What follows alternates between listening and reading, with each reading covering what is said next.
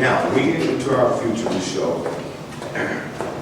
We presented in this order highlights of the following people: Toni Morrison, Mrs. Denise Reed, Oprah Winfrey, Shirley Michelle Lucky, Halle Berry, Svetlana Stein, is that right? Yep, that's right. Svetlana Stein, and Sidney Poitier, Greg McElroy, Michael Georgie, Titus Nesbitt, and Condoleezza Rice, and Clyde Barker.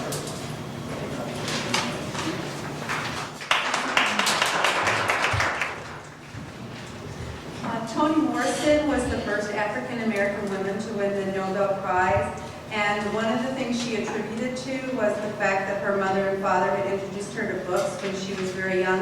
I don't know if you noticed that seems to be a theme. A lot of the people who have been successful writers and things were exposed to reading and writing early with someone important in their family.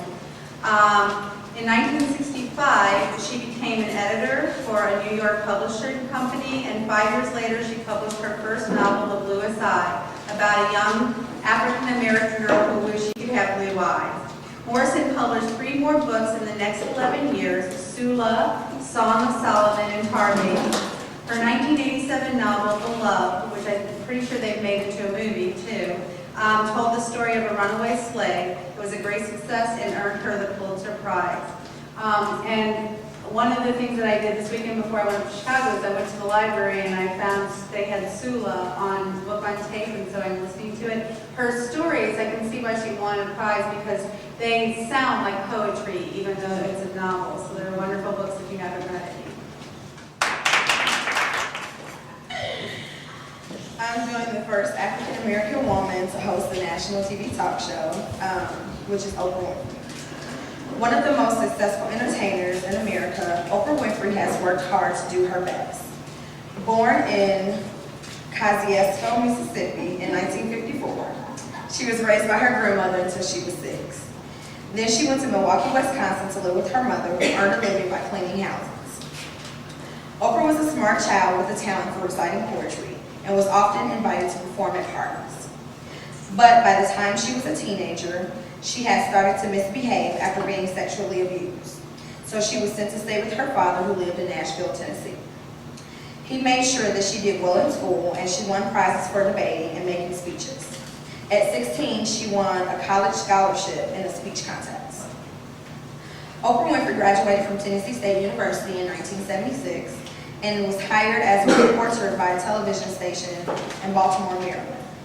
A year later, she made co-host of a morning talk show, where she stayed until she went to Chicago as a talk show host.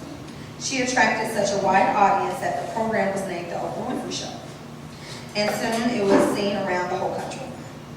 Oprah also became an actress, starring in the movie The Color Purple in 1988, where she earned an Academy Award nomination, and she became the first African-American woman to form her own television and film production company, which was known as Harpo Productions, which was Oprah spelled backwards.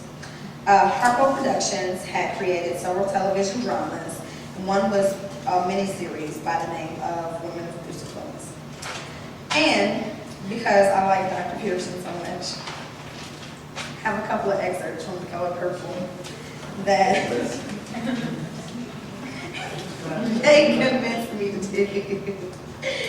So I'm just going to do a couple from the movie. Stop laughing. All right, Lucky. Hey, man. I forgot how it started. You can do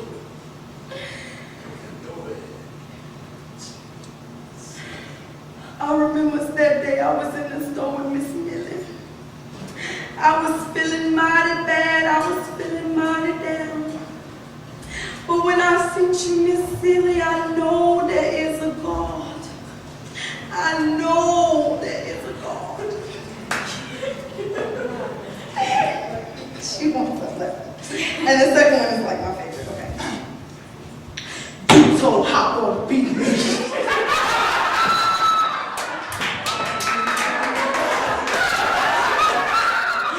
All my life I had to fight. I had to fight my dad. I had to my uncles. I had to fight my brothers. Girl, child ain't safe in a family of men. But I never thought I had to fight in my own house. I love South. God knows I do. But I kill him dead. So I let him beat me.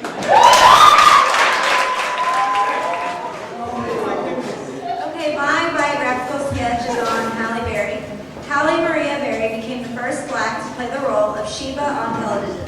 The television movie Solomon and Sheba is based on the Old Testament of the Bible and premiered on February 26, 1995. Berry was born in Cleveland, Ohio, and dropped out of her community college, where she studied broadcast journalism and turned to modeling.